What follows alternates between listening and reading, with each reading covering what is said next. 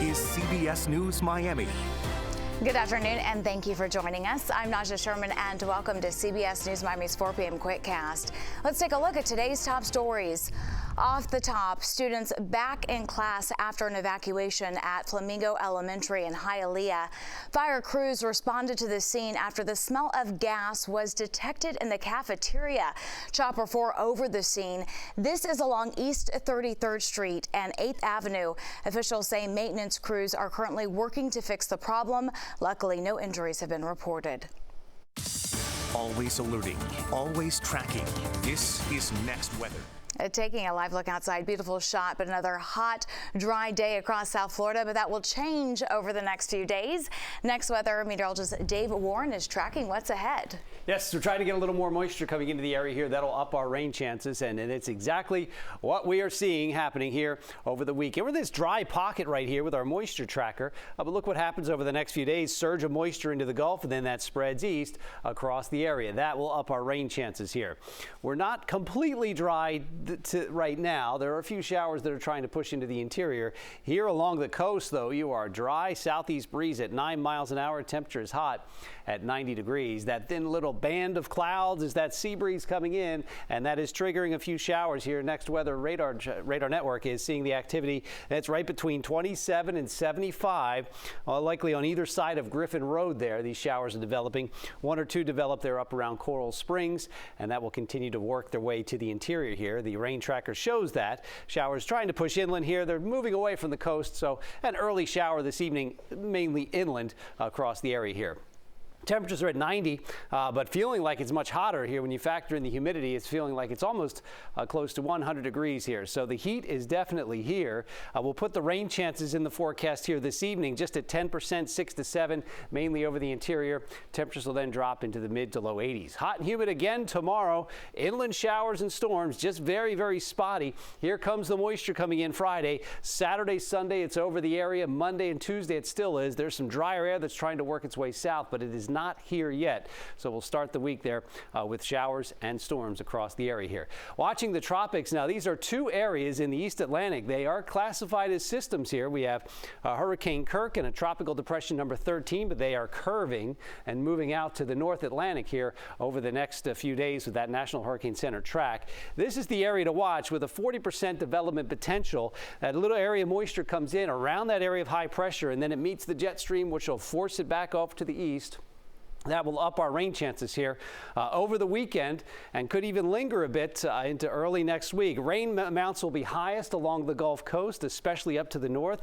We will monitor the situation for the potential for flooding here over the next few days as you get that moisture really moving into the area here. Temperatures will be a little cooler as we start to up the rain chances Saturday and Sunday. They're the highest Monday, Tuesday, and Wednesday. High temperatures will be into the upper 80s. So we are cooling things off as we up those rain chances by the end of the Next Weather 7-day forecast. Dave, thank you. We are following a developing story. A mother devastated after her daughter was killed in a horrific early morning crash into a canal. Her passenger made it out and called 911. CBS News Miami's Peter Dinch has the story. We are at the scene here in Cooper City where a woman has died after the car she was driving went into a canal. The Broward Sheriff's Office says the accident happened here at Griffin Road and Southwest 90th Avenue around 6 this morning when the car slammed through the barrier of a bridge. A man who was with the woman was able to escape and was transported to a hospital. There were emotional moments here as friends or loved ones showed up at the scene, and one man had to be restrained. We spoke to the mother of the driver who died, 23-year-old Caitlin Heron, as well as the Broward Sheriff's Office. Broward Sheriff's Office dive team was called out and an immediate search was undertaken to try to locate the vehicle and anyone who may have been in that vehicle. She had so many plans for the future. She was going to start 2025 off great. She was saving money. She's paying for her own car. She's being responsible. She's a beautiful person. Coming up at 5 in just 1 hour, we'll have much more of that interview with the victim's mother as well as the spokesman for the Broward Sheriff's Office as to how this accident might have happened. In Cooper City, Peter Dinch, CBS News, Miami. The U.S. and Israel successfully defended against an Iranian ballistic missile attack Tuesday. Iran's launch of missiles is threatening to spread warfare throughout the region. CBS News Miami's Natalie Brand has more details from the White House.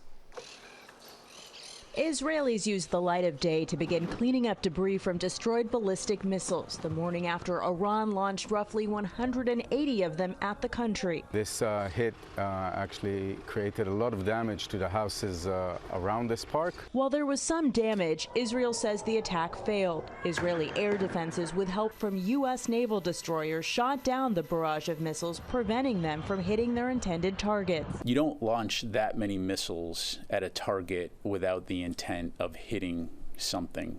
Fortunately, Israel has very significant air defense capabilities, and the U.S., of course, played a role in helping on that front as well. The Biden administration says it's in discussions with Israel about next steps. Israel has said Iran will pay a price, and it will decide when and how it responds. Iran will soon feel the consequences of their actions. We've made clear that there must be consequences. People in the region are concerned the latest escalations could lead to all-out war in the Middle East. This Iranian woman said she's worried about the children. A day after Iran's attack, Israel says intense fighting is underway against Iranian-backed Hezbollah fighters in southern Lebanon. Natalie Brand, CBS News, the White House. This evening marks the start of Rosh Hashanah. The two-day celebration is the start of the Jewish New Year, but the joy that comes with it is being overshadowed with worry about the crisis in the Middle East and the safety of loved ones in Israel. My 91-year-old mother landed in Tel Aviv this morning, and thank God got to my brother's house in time to be in the sealed room with the family. Synagogues here are increasing security as the 10-day High Holy period ending with Yom Kippur gets underway. And stay with CBS News Miami for continuing coverage of the crisis in the Middle East. We'll have the latest on air and online at cbsmiami.com. Now at 4, port workers up and down the East and Gulf Coast remain on strike this afternoon. Workers were back at Port Miami this morning. They are joining about 25,000 other workers at 14 ports. They are demanding pay raises and a guarantee that automation won't take their jobs. The economic impact of the strike could be severe if it continues, and it could impact the supply of certain goods like fruits, alcohol, and chocolate. One thing that is not being impacted by the strike is gas. Republican Senator J.D. Vance and Democratic Governor Tim Walz are back campaigning today in crucial swing states following last night's debate. CBS News Miami's Jared Hill reports from New York. Republican Senator J.D. Vance headed to the battleground state of Michigan Wednesday, following last night's vice presidential debate. Tim just said something that I agree with. I agree with a lot of what Senator Vance said. The nominees were overwhelmingly civil as they sparred over topics including the economy. Kamala Harris has said to do the things she wants to do, we'll just ask the wealthiest to pay their fair share. When people say that Donald Trump's economic plan doesn't make sense, I say look at the record. He delivered rising take-home pay for American workers. And immigration. We have a historic immigration crisis because Kamala Harris started and said that she wanted to undo all of Donald Trump's border policies. We had the fairest and the toughest bill on immigration that this nation's seen. But as soon as I was getting ready to pass and actually tackle this, Donald Trump said no, told them to vote against it because it gives him a campaign issue. On abortion, Vance made this admission. My party, we've got to do so much better of a job at earning the American people's trust back on this issue where they frankly just don't trust us. But Democratic Governor Tim Walz criticized Republican arguments that the issue should be left up to the states. How can we as a nation say that your life and your rights, as basic as the right to control your own body, is determined on geography? There were some tense moments, especially in a back and forth over former President Trump's refusal to accept the results of the 2020 election. Did he lose the 2020 election? Tim, I'm focused on the future. That is a damning non-answer. A new CBS News poll showed viewers were nearly split on who they think won the debate, with both men seeing their favorability ratings go up. Jared Hill, CBS News, New York. When we come back, relief and recovery efforts continue in the aftermath of Hurricane Helene as President Joe Biden plans to visit some of the hardest hit areas. President Biden is going to North and South Carolina today. It's to inspect the terrible damage from Hurricane Helene.